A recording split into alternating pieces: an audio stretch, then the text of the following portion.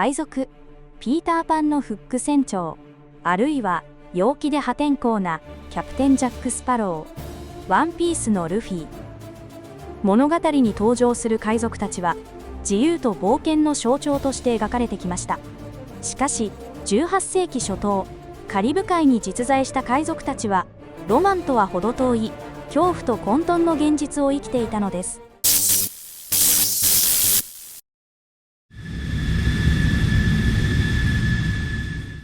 このチャンネルでは少し変わった歴史をご紹介していきます。よかったらチャンネル登録していただけると嬉しいです。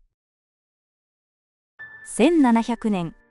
国王カルロス2世が子供を残さずに亡くなったことで、スペイン・ハプスブルク家が断絶。王位継承をめぐり、フランス、オーストリア、イギリスが対立し、スペイン継承戦争と呼ばれる大規模な戦いが始まります。この戦争で、各国は敵国の商船を襲わせるために、数千隻もの試略船に免許状を与えました。国家公認の合法的な海賊。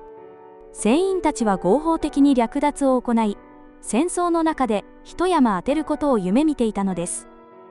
しかし、1713年、戦争が終結すると、国家にとって用済みとなった試略船は、一斉に解散し、数千人の船員が一夜にして失業しました。残された道は、地獄のような商船労働か、過酷な海軍帳簿、暴力的な船長に殴られ、給料も未払い、腐った食料、病気、鞭打ち刑が待っていました。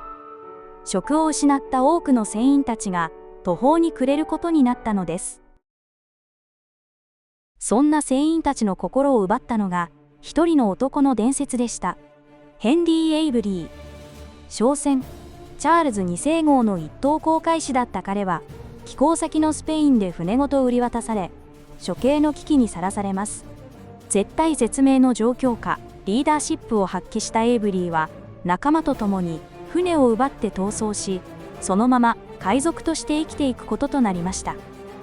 1695年、エイブリーはムガル帝国の宝船ガンジサワイを襲撃し、莫大な財宝を奪うと、そのまま捕まることなく逃げおおせてしまいます。逃げ切れさえすれば成功できる。この神話は過酷な労働に耐える若者たちに希望を与えることになったのです。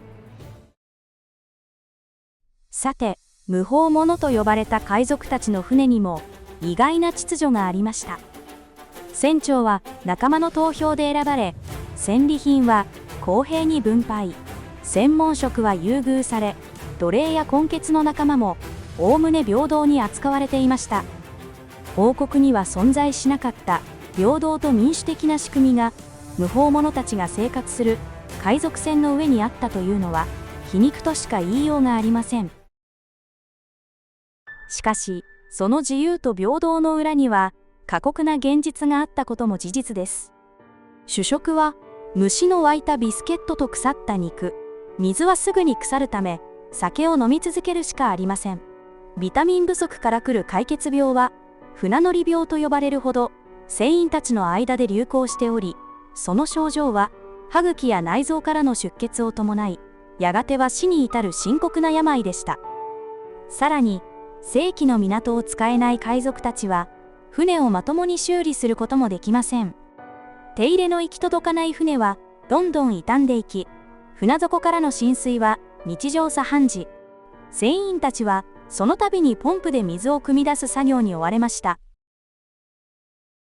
こうした海賊たちが行き着いた先が、バハマ諸島のナッソーでした。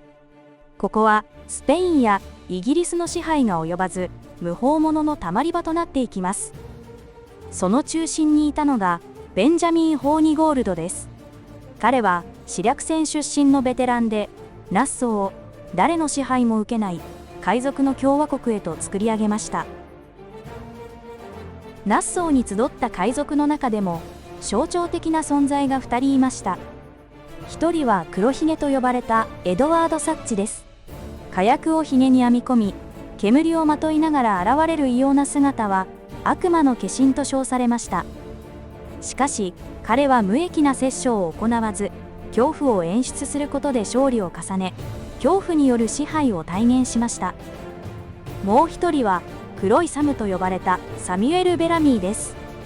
彼は財宝探しの遠征に参加し、トレジャーハンターとして身を立てようとしましたが失敗。海賊へ転身し、機関ワイダ号を手に入れると仲間に公平に戦利品を分配し、慕われる存在となりました。しかし1717年、マサチューセッツ沖で嵐に遭い、28歳の若さで命を落としました。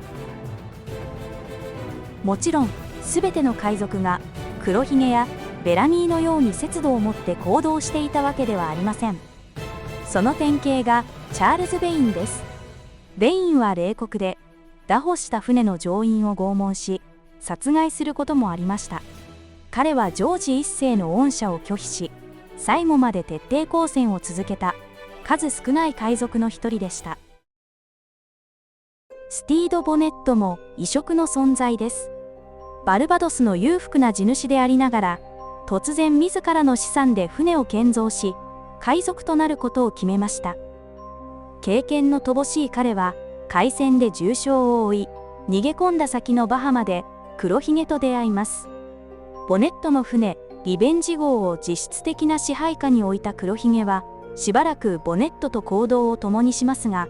やがて役に立たない彼を疎ましく思うようになります。黒ひげに見限られ置き去りにされたボネットはやがて処刑の浮き目に遭うことになったのです。ジェントルマンパイレートと呼ばれた彼の存在は、海賊が必ずしも貧困や困窮の中で生まれたわけではないことを物語っています。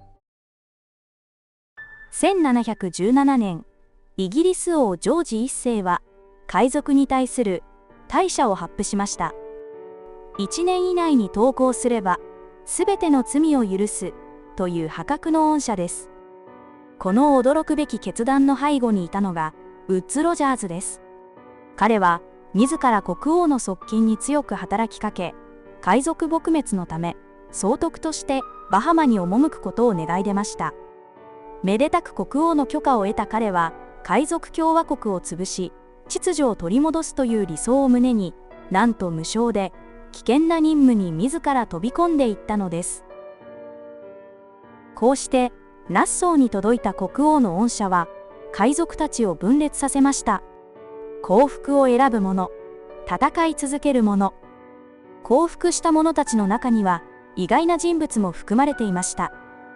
ナッソー共和国の建国者ベンジャミン・ホーニゴールドです。かつての仲間を裏切り、今度はロジャーズの協力者として海賊を狩る立場となったのです。逃亡を選んだ海賊たちの中には、ジョージ一世が築いたハノーバー朝を認めず、フランス亡命中のスチュアート王家ジェームズ3世を支持する者たちがいました。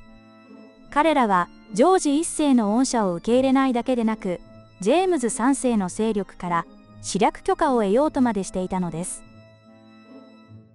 一方、ナッソーではホーニゴールドが仲間の海賊を説得し、恩赦を受け入れる者たちが行列をなしていました。一見、ロジャーズの海賊撲滅作戦はうまくいっているように見えましたが、実際には苦難の連続だったのです。同行した海軍の船はすぐに帰国し、ロジャーズはわずかな兵士と共に孤立。部下の中には海賊に寝返る者まで現れ、住民の多くも海賊より、物資も資金も底をつき、疫病が広がります。さらに、スペイン艦隊による侵攻の脅威も迫っていました。ロジャーズは、進退極まる中、ホーニゴールドが捕らえた、かつて黒ひげの砲手だったウィリアム・カニンガムを含む海賊たちを公開で絞首刑にします。この苛烈な処置によって、ナッソーの秩序は、かろうじて維持されたのでした。一方、恩赦を拒み、逃げた海賊たちに待っていたのも悲惨な結末でした。黒ひげは表向き恩赦を受け入れましたが、ノースカロライナの知事、チャールズ・エデンの庇護のもと、フランス船を標的にした私略行為を続け、実態は海賊と変わらない生活を続けました。そんな黒ひげの討伐に動いたのは、隣接するバージニア植民地の知事、アレクサンダー・スポッツウッドです。スポッツウッドは自らの不正を覆い隠すため、黒ひげを悪の象徴として狙い撃ちしたとも言われています。1718年11月、黒ひげはオクラコーク島沖でスポッツウッドの差し向けた海軍部隊に襲撃されました。激しい戦いの末、銃弾5発、刀傷20以上を受けて倒れ、その首は切り落とされ、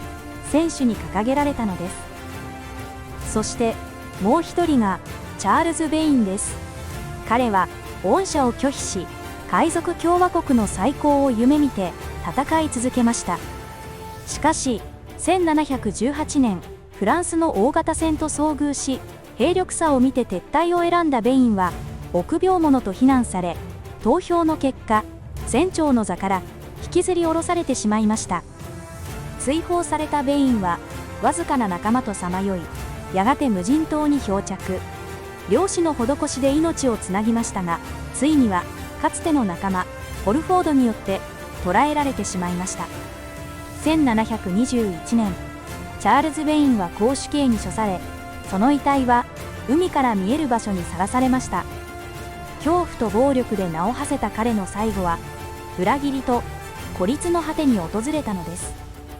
こうして黒ひげとベイン、2人の象徴的な海賊の死は、カリブの海賊黄金時代の終焉を告げました。海賊共和国を潰し、秩序を取り戻したことで、後に英雄ともてはやされたロジャーズですが、実は彼自身もかつては試略船の船長として略奪行為に加担していました。海戦で重傷を負い、試略船を引退した後も奴隷商人として活動していたのです。そしてもう一人、正義を語る権力者がいました。黒ひげを討伐したバージニア植民地の知事、アレクサンダー・スポッツウッドです。彼は黒ひげを悪の象徴として討ち取り、英雄視されましたが、実際には自らの密輸や利権を守るため、黒ひげを利用したとも言われています。